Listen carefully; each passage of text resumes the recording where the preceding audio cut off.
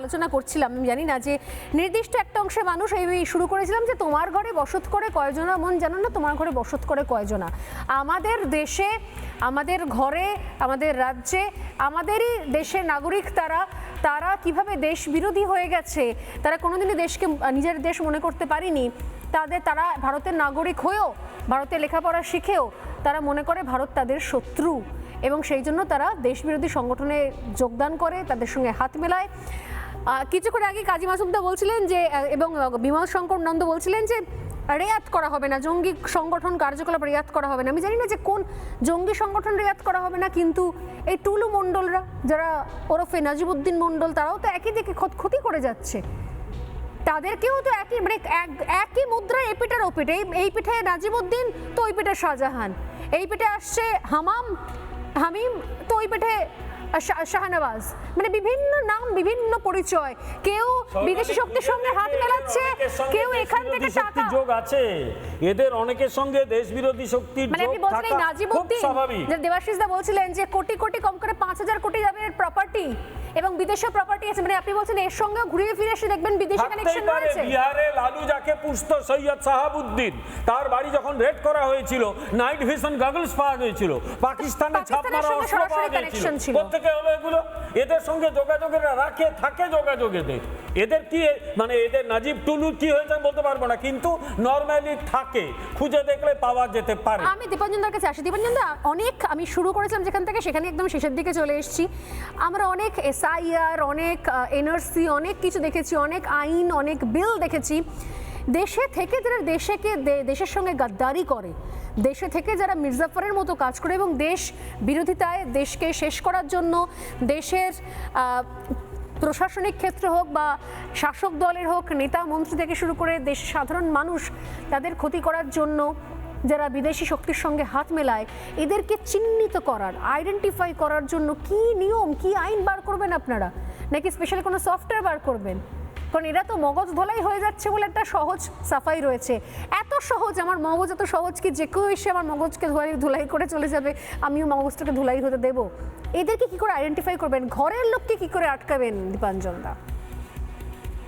না, দেখো, এটা নিয়ে একদম পরিষ্কার আমার একটা কথা রয়েছে। আমি মনে করি এই যে সন্ত্রাসবাদী, এই যে মন্ডলকে ধরা হলো বা এই সমস্ত লোকজন, আমি সন্ত্রাসবাদীদের এত বিপজ্জনক মনে করি না, বিকজ দে আর আইডেন্টিফাইড।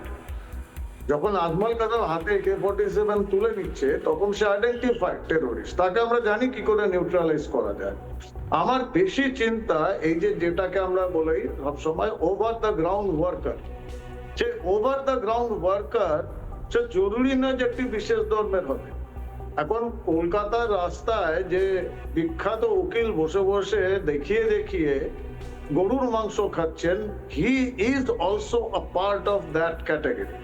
বা যারা যন্তর মন্তরে গিয়ে তাদের কারোর নাম ঘোষ হয়ে যায়, কারোর নাম ধর হয়ে যায়, কারোর নাম মুখার্জি হয়ে যায়, তারা যখন এই সমস্ত প্রধানমন্ত্রীজির অশ্লীল পোস্টার নিয়ে লাফালাফি করে, বা যারা এই সমস্ত লোকজনের জন্য কোর্টে চলে যায়, আদালতে লড়তে চলে যায় গণতান্ত্রিক অধিকার প্রতিষ্ঠিত করার জন্য, যে বাংলার মানুষকে, ভারতের মানুষকে, হিন্দুদের তারা হত্যা করবে, সে গণতান্ত্রিক অধিকার তাদের সুরক্ষিত রাখতে হবে, তারাও কিন্তু ওভার দ্য গ্রাউন্ড ওয়ার্কার।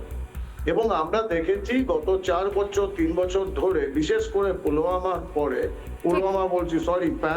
পেহেলগাঁওয়ের পরে কাশ্মীরে ওভার দ্য গ্রাউন্ড ওয়ার্কারকে নির্মূল করেছিল NIA এবং আর্ম ফোর্সেস।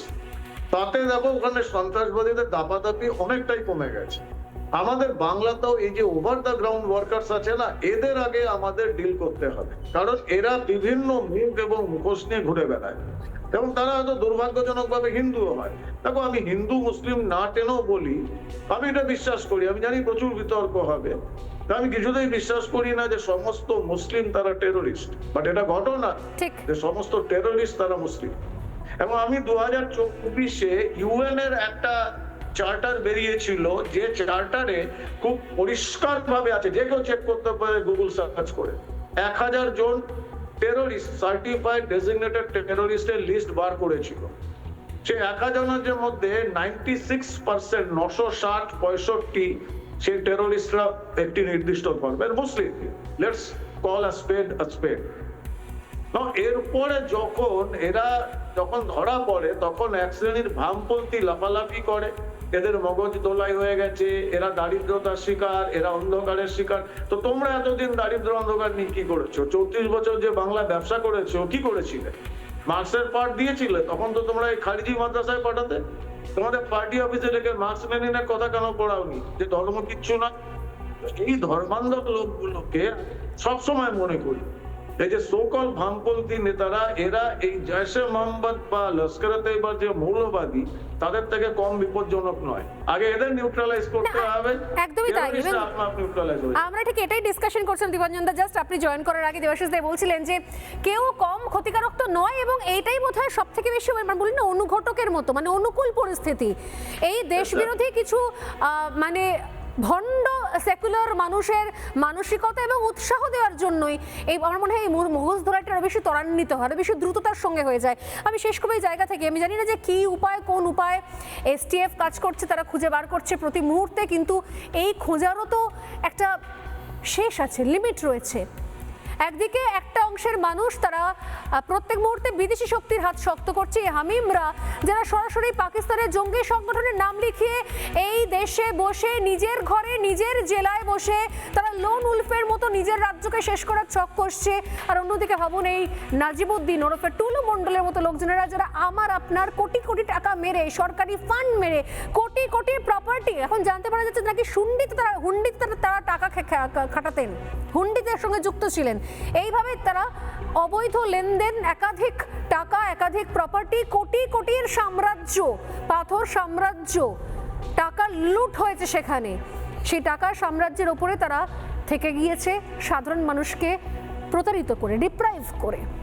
নানা ধরনের কন্টেন্ট দেখার জন্য লাইক করুন, শেয়ার করুন আমাদের ফেসবুক পেজ, সাবস্ক্রাইব করুন আমাদের ইউটিউব চ্যানেল। পাশাপাশি অন্যান্য ব্রেকিং নিউজের জন্য অবশ্যই চোখ রাখুন রিপাবলিক বাংলায়।